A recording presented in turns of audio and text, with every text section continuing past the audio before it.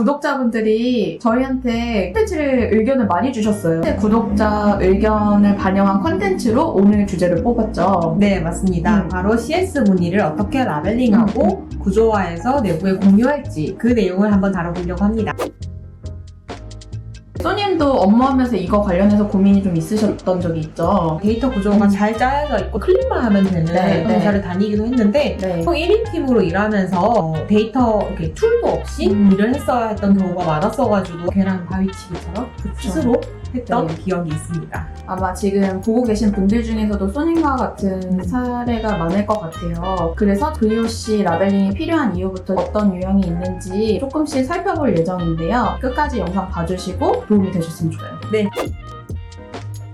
VOC 라벨링이 필요한 이유부터 살펴볼 건데요. 라벨링이 필요한 이유로는 가장 시급하게 그 문제를 어떤 걸 개선해야 되는지 네. 우선순위를 정할 때 그리고 CS 정책을 정할 때 중요한 근거 데이터가 되더라고요. 그때 회사가 네. 수요일, 목요일 같은 경우에 절반밖에 문의량이 안 들어오더라고요. 네. 그래서 회의를 잡아도 될 것 같고 네. 메일 같은 경우에는 다음날 보내도 된다. 네. 이런 식의 CS 정책을 잡는 기반이 됐던 데이터 근거였던 거고 고객의 보이스 추세를 라벨링 해가지고 브랜드랑 고객 간의 혼선이 없게끔 만드는 게 데이터 라벨링이 아닐까 생각이 들어요.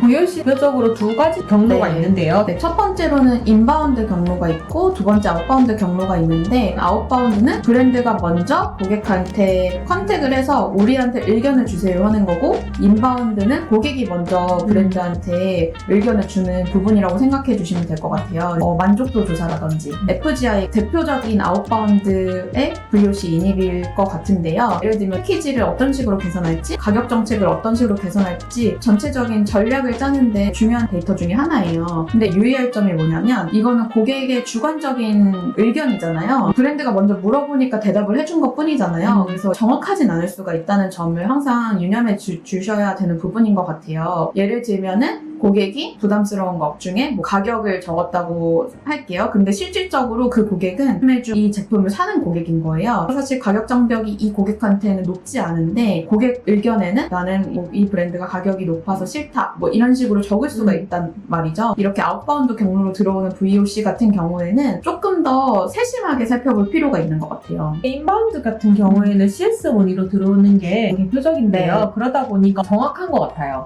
툴이 자꾸 들어오는 거예요. 네. 환불 사유가 대체적으로 가격 때문인 거죠. 네. 이런 건 정확한 거예요. 아웃바운드보다는 인바운드가 조금 더 정확하게 분석을 할 수 있고요. 건이 매출 대비 많아질 경우에는 VOC 데이터 라벨링을 할 필요가 있는 것 같아요. 맞아요. 그래서 오늘은 저희가 인바운드로 들어온 그 VOC를 어떻게 라벨링하고 구조화할지를 알아보려고 하는데요. 네.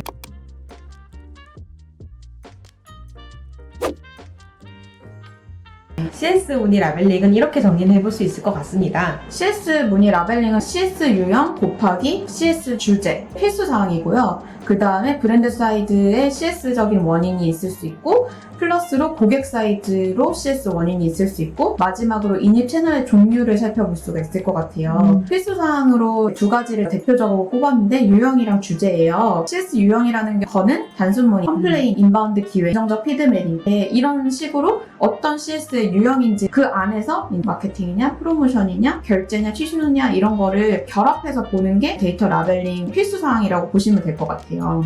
CS 유형은 브랜드마다 비슷할 수는 있어요. 근데 CS 토픽 같은 경우에는 브랜드마다 다를 수밖에 없잖아요. 앱 서비스는 배송은 토픽으로 넣을 수가 없잖아요. CS 주제 같은 경우에는 템플릿화 되기가 어렵기 때문에 브랜드에 맞춰가지고 라벨링 해주시면 좋을 것 같고 그래도 템플릿화가 가능한 CS 유형 같은 경우에는 우리가 어떻게 주목해서 봐야 되냐면 자꾸만 비슷한 단순 문의가 들어온다고 하면은 고객이 셀프 서비스로 해결할 수 있는 부분이 뭔지를 찾아볼 필요가 있을 것 같아요. 예를 들면은 FAQ를 어떻게 개선을 할지 상세 페이지를 개선해 볼까 해가지고 단순 문의 반복해서 들어오는 거를 처리를 할 수가 있을 것 같아요. 그렇게 되면은 CS팀의 업무가 줄어들 뿐만 아니라 고객 입장에서는 훨씬 더 쾌적하게 서비스를 이용할 수가 있고 컴플레인이나 인바운드 기회, 칭찬 이런 거는 각 팀에 해당 내용들을 공유하면 되게 돼요.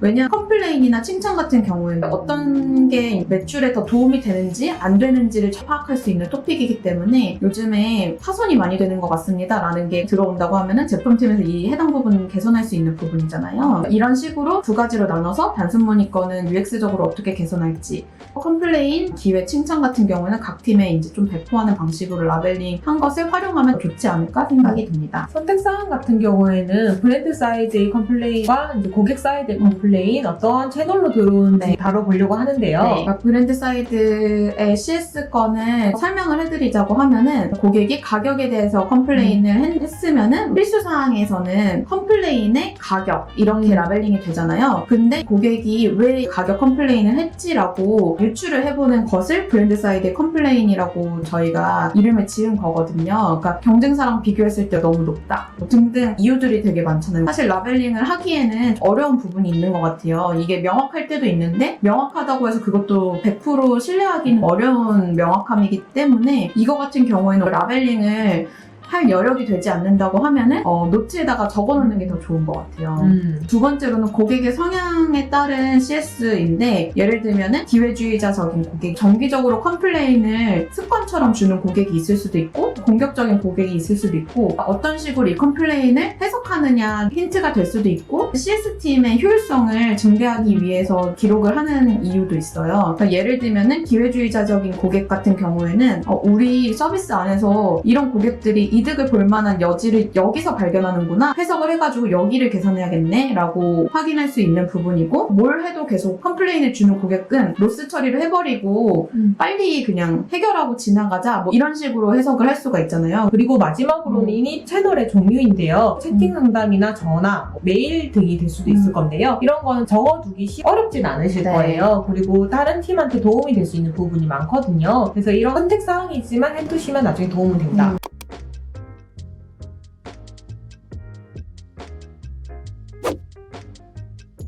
이걸 들으면서도 사실 어떻게 해야 될지 감이 안 오시는 분들이 있을 것 같아서 데이터 라벨링에 애로사항이 있고 이걸 어떻게 해결하면 좋을지 설명을 해드리려고 해요. 첫 번째 애로사항은 X의 유형별 라벨링이 어드민 안에 있는 데이터를 어떻게 연결시킬지를 고민하시는 분들이 있을 것 같거든요. 이슈 데이터랑 고객 데이터를 연결을 생각하시는 분들께는 툴을 사용하라고 말씀을 드리고 싶어요. 네. 이거는 더 이상 엑셀로 해결을 할 수 있는 맞아요. 부분은 아니거든요. 많이 복잡해지고 칼럼 수만 해도 많아질 수밖에 없는 게 고객 데이터만 해도 구매 횟수, 처음 가입한 날짜, 총 구매 금액 이런 식의 데이터가 있고 이슈 데이터 같은 경우에는 어떤 이슈를 말씀을 하셨는지 언제 어떻게 말씀하셨는지로 하기 시작하면 정말 한도 끝도 없기 때문에 오히려 간단하게 뭐 채널톡 같은 툴을 활용을 해가지고 해보시길 추천드려요. 두 번째로는 데이터화를 어떻게 구조를 짜야 할지 모르겠다에 생각에 꼬리를 물다 보면 시작도 못하게 되고요. 네. 처음부터 완벽한 데이터 구조를 좀 네. 짜려고 하세요. 이렇게 되면 안 되는 것 같아요. 단순한 필수사항부터 기재를 했고요. 처음에는 전화가 몇 건인지부터 기록을 했던 것 같아요. 가장 중요한 포인트는 기록하는 습관을 가져야 된다인 것 같아요. 채팅의 수를 기록하다 보면 어떤 문의가 들어오는지 그때부터 세분화가 돼요. 세분화가 되기 시작하면서부터 구조가 나오기 시작하더라고요. 네. 앞에 말씀드린 것처럼 우리 회사만의 특성이 있기 때문에 데이터가 우선 뭐라도 있어야지 그걸 구조화할 수 있다라는 네. 걸 제가 나중에 좀 깨달았어요. 네. 처음부터 너무 복잡하게 하려고 하지 마시고 정말 소소한 것부터 그러니까 기록 먼저 시작을 해야 된다는 말씀을 드리고 싶고요. 공유를 타 팀한테 하시는 게 좋아요. 작게라도 저는 공유를 했어요. 처음 시작이 정말 전화 수였거든요. 이번 주 전화 몇 건 받았고 채팅 몇 개 들어왔다라고 하다 보니까 다른 팀에서 어떤 전화가 들어오기 시작했나요? 어떤 이런 걸 시작했었는데 이런 문의가 들어오나요? 더 세부적인 질문을 하시더라고요. 이때 사실은 위축이 됐었어요. 아 나는 왜 저거를 기록할 생각을 못했지? 위축이 됐는데 그때 위축이 되기보다는 저런 내용을 기재를 해야 되는구나. 아이디어를 내가 전달을 받았다. 라고 이제 생각을 했고요. 다음 주부터는 제가 그것까지 포함해서 공유를 드리겠습니다. 그러다 보니까 이것까지 또 해야겠다. 요청한 거에 플러스해서 공유를 하게 되더라고요. 네. 그렇게 시작을 하시는 게 도움이 되지 않을까라는 생각을 합니다. 네. 그리고 세 번째는 소님이 말씀하셨던 맥락이랑 좀 비슷한데 라벨링이랑 관계없이 해결할 수 있는 거는 CS팀에서 목표치를 잡고 해결해 보는 것도 중요한 것 같아요. 데이터 분석에 여력이 없는데 데이터를 너무 세세하게 분석하는 것보다는 데이터 분석 자체도 서비스 개선을 위한 게 목표잖아요. 그래서 저희가 안내드린 필수사항만 라벨링을 해두고 나머지 관련해서는 건건이 들어오는 거를 일주일에 한 개는 우리가 서비스 개선을 해본다 이런 식으로 목표를 잡아가지고 하나씩 개선을 하다 보면은 즉각적인 반응이 오기 때문에 재미있는 부분이거든요. 데이터 보는 거는 추세선처럼 생각해 주시고 하나씩 개선하는 거는 특히나 작은 회사에서는 더 중요한 것 같고, 마지막으로는 분기, 반기별로 CS팀의 인사이트를 전사적으로 공유할 필요가 있는 것 같아요. 뭐 대단한 파워포인트를 만든다 뭐 이런 생각보다는 가지고 있는 필수적인 그 라벨링 안에서라도 데이터를 설계를 해가지고 이러이러한 추세가 있다라고 말씀을 드리는 부분이 좋거든요. 왜냐하면 CS팀의 보이스도 커지고 고객 데이터와 이슈 데이터를 연결시켜 본다든지 이런 회사적인 시도가 점점 나올 수가 있고 하기 때문에 반드시 분기별, 반기별로 CS팀의 인사이트를 공유하는 시간을 가지셨으면 좋겠어요. 데이터 라벨링에 대해서 힘들어 하시고 어려움을 겪으시리라 생각하는데요. 네. 중요한 거는 데이터를 라벨링하는 게 아니라 이 데이터를 가지고 어떻게 서비스를 개선해 네. 나가야 될까를 찾아내는 게 가장 네. 중요한 포인트인 것 같아요. 네. 라벨링은 근거 자료인 거거든요. 네네네. 그렇기 때문에 개선책을 찾아내는 거에 좀 더 집중하시는 게 좋을 것 같습니다. 오늘부터 CS 유형이나 CS 토픽 이 필수사항부터 라벨링을 시작해보세요. 의외로 회사에 도움도 많이 되고 여러분들 포트폴리오에도 도움이 많이 될 것 같아요. 그럼 다음에도 또 좋은 주제로 찾아올게요. 네. 안녕.